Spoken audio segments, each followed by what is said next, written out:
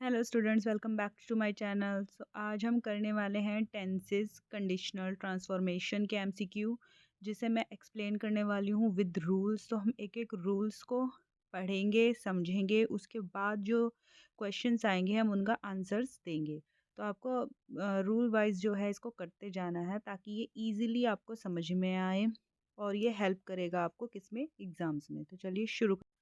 तो देखिए, हम पढ़ने वाले हैं टेंसेस। टेंसेस का मतलब होता है फॉर्म्स ऑफ वर्ब। मतलब वर्ब का मतलब क्या होगा, एक्शन एंड टाइम। हम सब जानते हैं कि जो हमारी पहले की इंग्लिश थी उसमें प्रेजेंट, पास्ट और फ्यूचर 3 सेंटेंस होते थे, but according to modern English अब सिर्फ 2 ही हैं। कौन से, प्रेजेंट एंड पास्ट। क्योंकि फ्यूचर जो है किससे बनता है, वो प्रेजेंट से ही बनता है। तो इसमें जो हमारा रूल नंबर 1 है वो है कि subject plus is are am plus adjective and noun. कि अगर इज आर एम के बाद एडजेक्टिव या नाउन आता है तो वहाँ पे कोई ऑब्जेक्ट नहीं होता। क्यों? क्योंकि वो एडजेक्टिव और नाउन है, उसको ऑब्जेक्ट नहीं कहेंगे। और दूसरा जो ये इज आर एम है, हम पढ़ते आए कि ये एक हेल्पिंग वर्ब है, बट जब उसके बाद एडजेक्टिव या नाउन आता है तो ये जो है हमारे लिंकिंग वर्ब्स बन जाते हैं। जैसे मैं आपको एक एग्जांपल दे देती हूँ कि ही इज़ अ डॉक्टर। सो वहाँ पर क्या है, वो ही के बारे में बता रहा है कि ही क्या है, एक डॉक्टर है, वहाँ पे बताया जा रहा है। तो वो उसके बारे में बता रहा है, इसीलिए वहाँ पर ही इज़ क्या बन गया हमारा, इज़ वहाँ पर लिंकिंग वर्ब हो गया। या या मैं बोलूँ ही इज़ अ टीचर। तो यहाँ पर जो टीचर वर्ड है वो कौन है, ही के बारे में बताया जा रहा है कि ही इज़ अ टीचर। तो इज़ क्या बना हमारा, लिंकिंग वर्ब बन गया। तो ही क्या बना हमारा, सब्जेक्ट है। और जो इज है वो क्या है, लिंकिंग वर्ब है। सो एडजेक्टिव जो होता है वो क्या बता रहा है कि वो उसकी स्थिति या मनोदशा, मीन स्टेट या मेंटल स्टेट को बता रहा है, तो वो कभी भी ऑब्जेक्ट नहीं होगा। नाउ नेक्स्ट इज, सो इसी पे बेस्ड हमारे कुछ क्वेश्चन है। सो पहला है, he is happy, find out linking verb in this sentence. A he, B is, C happy and D none. So right answer is B is। क्यों? क्योंकि he is happy यहाँ पर ही के बारे में बता रहा है कि वो क्या कर रहा है, वो हैप्पी है, वो उसकी क्वालिटी बता रहा है, ही के बारे में बता रहा है, तो कोई ऑब्जेक्ट नहीं है, इसीलिए यहाँ पर जो इज़ है वो क्या है, हमारा लिंकिंग वर्ब है। Next is, he is a teacher, find out object in this sentence. अब हमें इसमें ऑब्जेक्ट बताना है। A he, B is, C a and D teacher and D none. So right answer is none. कोई भी इसमें क्या है, ऑब्जेक्ट है ही नहीं, क्योंकि टीचर क्या है, वो ही के बारे में बताया जा रहा है कि ही क्या है, एक टीचर है, तो ये कोई ऑब्जेक्ट नहीं है। Next is, the sky is blue, find out the object in this sentence. So A sky, B blue, C is and D none. So right answer is D none। क्योंकि यहाँ पर जो ब्लू है वो क्या है, वो एक एडजेक्टिव है। The sky is blue, blue क्या है, स्काई कैसी है, ब्लू है, तो वो उसके बारे में बता रहा है कि वो कैसी है, तो इसीलिए जो ब्लू है वो हमारा क्या है, एडजेक्टिव है। और जब एडजेक्टिव या नाउन आए तो वहाँ पर कोई भी ऑब्जेक्ट नहीं होता, इसीलिए right answer is D none. Now next, so rule number 2, subject plus is are am plus noun adjective is equal to intransitive. अगर इज़ारएम के बाद नाउन या एडजेक्टिव आता है तो वो सेंटेंस क्या बन जाते हैं, वो इंट्रांजिटिव हो जाते हैं। क्योंकि जब वर्ब का एक्शन ऑब्जेक्ट पर नहीं ट्रांसफ़र होता तो वो क्या होता है, वो इंट्रांजिटिव होता है। लेकिन अगर ट्रांसफ़र हो तो वो हमारा ट्रांजिटिव होता है। लेकिन and if verb gives whom and what answer then the sentence is transitive. तो अगर हम जब वर्ब से क्वेश्चन पूछें और वो whom या what का आंसर दे तो हमारा सेंटेंस क्या बन जाता है, ट्रांजिटिव बन जाता है। जैसे मैं आपको एक क्वेश्चन एग्जांपल देती हूँ, ही प्लेज क्रिकेट। सो हम ही प्लेज क्रिकेट, ही क्या है, सब्जेक्ट, प्लेज क्या है, वर्ब, क्रिकेट क्या है, ऑब्जेक्ट। लेकिन हमने प्लेज से पूछा he plays what, plays answer दे रहा है what, he plays what, cricket, तो आंसर आया क्रिकेट। तो जब इसका मतलब जो ही का एक्शन है वो किस पे ट्रांसफर हो रहा है, क्रिकेट पे हो रहा है, और आंसर किसका दिया, वर्ब ने, वॉट का। तो इसीलिए ये ऑब्जेक्ट क्या होगा, ये सॉरी ये सेंटेंस क्या होगा, ट्रांजिटिव होगा। लेकिन अगर मैं अब आंसर उससे क्वेश्चन करूँ, ही लाइक्स मी, तो ही लाइक्स whom, तो आंसर आया मी। तो इसीलिए ये वर्ड क्या होगा हमारा, ट्रांजिटिव, क्योंकि whom या what का आंसर दे रहा है। तो जहाँ भी हम वर्ब से क्वेश्चन करेंगे whom या what का आंसर हमें मिले तो वहाँ पर ट्रांजिटिव वर्ब होगा। लेकिन एक क्वेश्चन है birds fly in the air, so birds fly where, तो फ्लाई वेयर। अब हमने वर्ब जो है हमारी फ्लाई है उसका आंसर हमने उससे क्वेश्चन पूछा वेयर, वो वेयर का आंसर दे रहा है इन दी एयर, तो वो होगा इन ट्रांजिटिव। क्यों? क्योंकि जो होम या व्हाट का आंसर दे सिर्फ वही ट्रांजिटिव होते हैं, लेकिन उसके अलावा कोई और आंसर मिले तो वो क्या होते हैं? इन ट्रांजिटिव। तो चलिए इसी पे बेस्ड हम कुछ क्वेश्चन करते हैं। तो हमारा पहला क्वेश्चन है he is handsome, this sentence is transitive और intransitive. So A transitive, B intransitive, C simple and D none. So right answer is B intransitive. How? Because he is subject, is linking verb and handsome is quality adjective. तो ये ही की quality को बता रहा है। कौन? Handsome. कोई object नहीं है यहाँ पर, जो एक्शन है ही का वो कुछ ट्रांसफर नहीं हुआ, वो तो सिर्फ ही के बारे में बताया जा रहा है। इसीलिए ये वर्ड कैसा हुआ हमारा? इंट्रांजिटिव हुआ। क्यों? क्योंकि यहाँ पर कोई भी एक्शन ट्रांसफर नहीं हो रहा है। Next is birds fly in the air, it's transitive, B intransitive, C simple and D none. So right answer is B intransitive. क्यों? Because birds fly in the air. So birds fly where? कहाँ? In the air. और ये किसका answer? हमने जब fly से पूछा, जो एक वर्ब है उससे पूछा, तो आंसर मिला हमें where में। और जो हमारी वर्ब है अगर वो whom या what का आंसर दे तभी वो ट्रांजिटिव वर्ब होता है, अदरवाइज इट इज़ इनट्रांजिटिव। तो जब हम जो हमें आंसर whom या what में मिलता है तब वो क्या होता है? ट्रांजिटिव होता है, नहीं तो वो इंट्रांजिटिव है। और एडजेक्टिव या नाउन आया तब भी वो क्या है? वो इनट्रांजिटिव सेंटेंस है। Now next is he likes me, A transitive, B intransitive, C simple and D none. So right answer क्या हुआ? तो right answer is A transitive. तो ये ट्रांजिटिव कैसे है? बिकॉज ही क्या है? एक सब्जेक्ट है, लाइक्स क्या है? वर्ब है, और जब हमने वर्ब से पूछा ही लाइक्स व्हाट या ही लाइक्स whom, तो whom का आंसर क्या मिला? मी। तो इसीलिए वर्ब ये हमारा क्या सेंटेंस बनेगा? ये ट्रांजिटिव बनेगा, क्योंकि यहाँ पर लाइक्स जो एक वर्ब है वो किसका आंसर कर रही है? वो whom का आंसर कर रही है, इसीलिए ये ट्रांजिटिव सेंटेंस है। Next is he likes fruit. अब हम लाइक से क्वेश्चन करते हैं कि he likes what he likes fruit, तो यहाँ पर व्हाट का आंसर मिला हमें। तो सेंटेंस क्या हुआ? A transitive, B intransitive, C simple और D none. So right answer is A transitive. तो ये सेंटेंस हमारा किसका है? ये सेंटेंस हमारा ट्रांजिटिव वर्ब का है, क्योंकि जब भी हमें वर्ब से whom या what का आंसर मिले तो वो सेंटेंस हमारा ट्रांजिटिव होता है, या फिर एक्शन ट्रांसफर हो तो वो सेंटेंस हमारा क्या होता है? वो ट्रांजिटिव होता है। तो एक्शन ट्रांसफर होना चाहिए, ऑब्जेक्ट होना चाहिए। तो that's the difference between transitive and intransitive. Now next, so next जो है हमारा वो ट्रांसफॉर्मेशन का है कि how to transform affirmative into negative, कि एक पॉजिटिव सेंटेंस को नेगेटिव में अगर हमें ट्रांसफॉर्म करना हो तो उसके क्या रूल होते हैं। सो ए नेवर चेंज मीनिंग, कि एक तो जब भी हम ट्रांसफॉर्म करें एक अफर्मेटिव सेंटेंस को हम नेगेटिव में बदल रहे हो तो उसका कभी भी मीनिंग चेंज नहीं होना चाहिए। और दूसरा कि उसको चेंज करने का रूल क्या होता है कि हम उसमें क्या करेंगे? नॉट प्लस एंटोनिम लगा देंगे आफ्टर वर्ब, तो वो हमारा किस में चेंज हो जाएगा? अफर्मेटिव से नेगेटिव में चेंज हो जाएगा। जैसे मैं एक सेंटेंस बोल दूँ ही इज़ अ बैड बॉय, ये हमारा अफर्मेटिव का सेंटेंस है, ही इज़ अ बैड बॉय। अब हम अगर इसको चेंज करें और हम बोल दें ही is not a bad boy, तो वो गलत हो जाएगा। क्यों? क्योंकि इसमें सेंटेंस का पूरी तरह से मीनिंग चेंज हो गया। हमसे पूछा गया ही इज़ अ बैड बॉय, वो एक बुरा लड़का है, और अगर हम उसे चेंज करते हैं ही is not a bad boy, उसका मतलब हुआ कि वो एक बुरा लड़का नहीं है, तो उसका पूरा मीनिंग जो है हमारा चेंज हो गया। तो हम क्या करेंगे? हम उसमें नॉट प्लस एंटोनिम का यूज़ करेंगे। तो हम क्या बोलेंगे?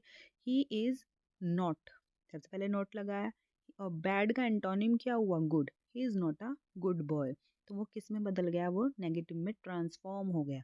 सो ये ट्रांसफॉर्म करने का रूल है, नेगेटिव करने का नहीं है। ओनली जब भी क्वेश्चन में वहाँ लिखा आएगा ट्रांसफॉर्म करो तब आप नॉट प्लस एंटोनिम वाला लगाएंगे, अदर आप सिंपली वहाँ पर लिख सकते हैं is not a bad boy. चलो चलिए स्टार्ट करते हैं इस पर कुछ based question. He plays in the garden.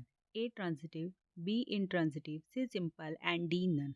तो यहाँ पर ये सेंटेंस कौन सा है, तो आप प्लेस से पूछिए, he plays where in the garden, तो वेयर का आंसर मिला, इसीलिए ये क्या हुआ, बी इंट्रांजिटिव, ये इंट्रांजिटिव है।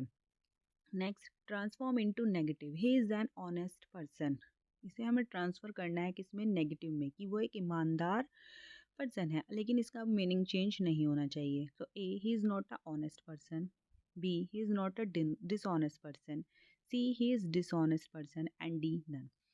तो देखिए, he is not a honest person, इसका मीनिंग हुआ कि वो एक ईमानदार व्यक्ति नहीं है, जबकि ऊपर दिया गया है कि वो एक ईमानदार व्यक्ति है, तो सेंस चेंज नहीं होना चाहिए।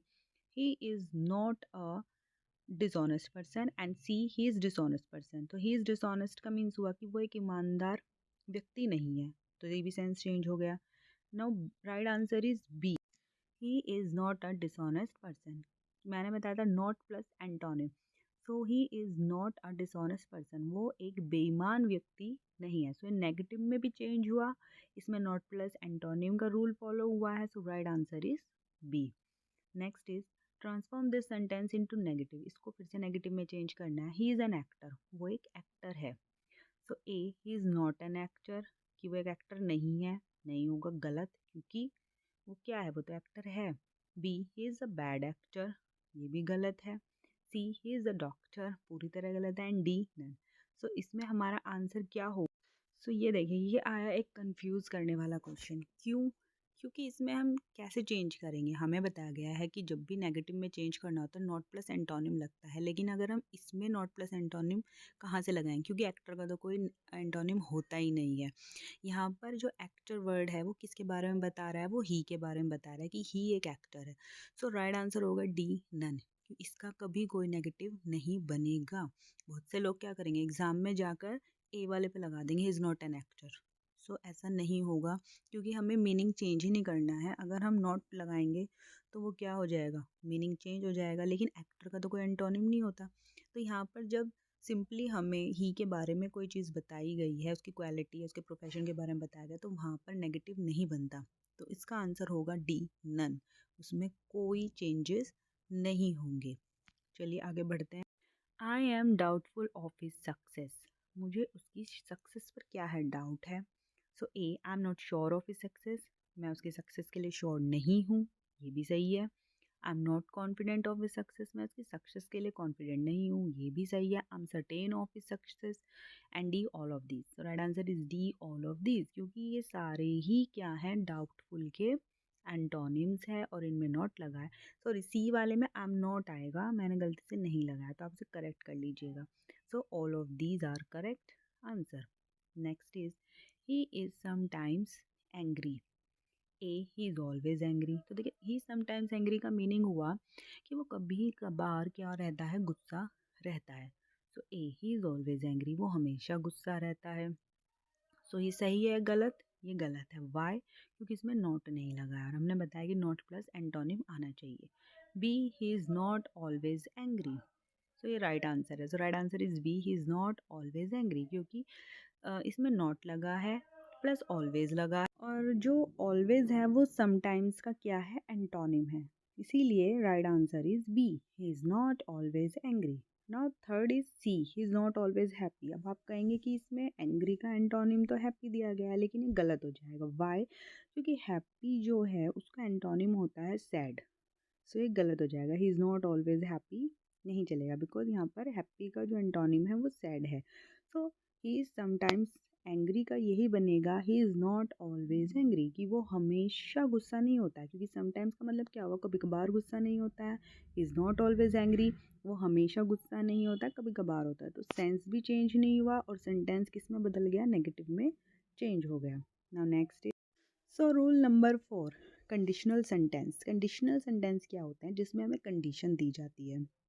सो कंडीशन प्लस रिजल्ट, की हमें कंडीशन दी जाएगी और उसके अकॉर्डिंग क्या आएगा, रिजल्ट आएगा।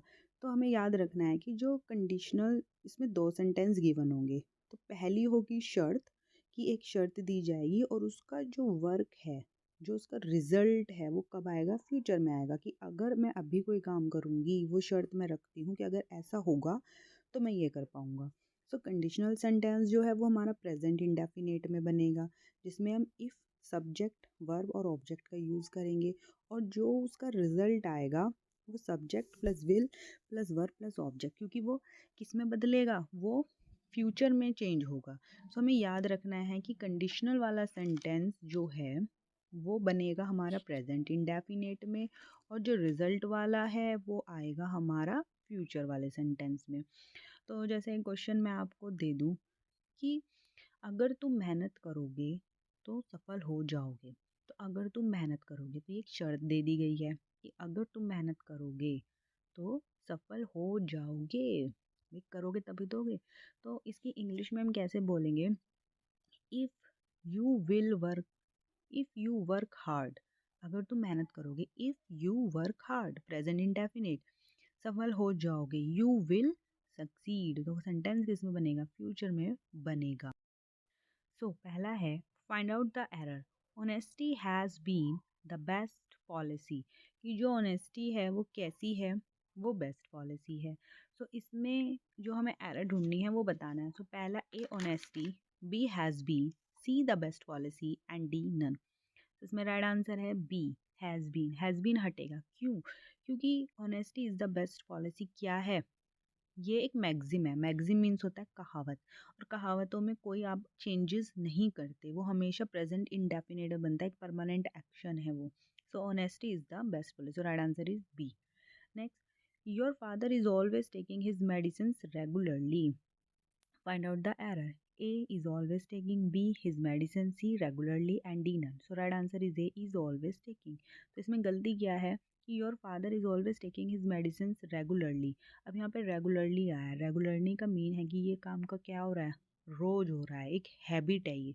तो जब हैबिट आती है तो उसमें कोई भी हेल्पिंग वर्ड नहीं आता।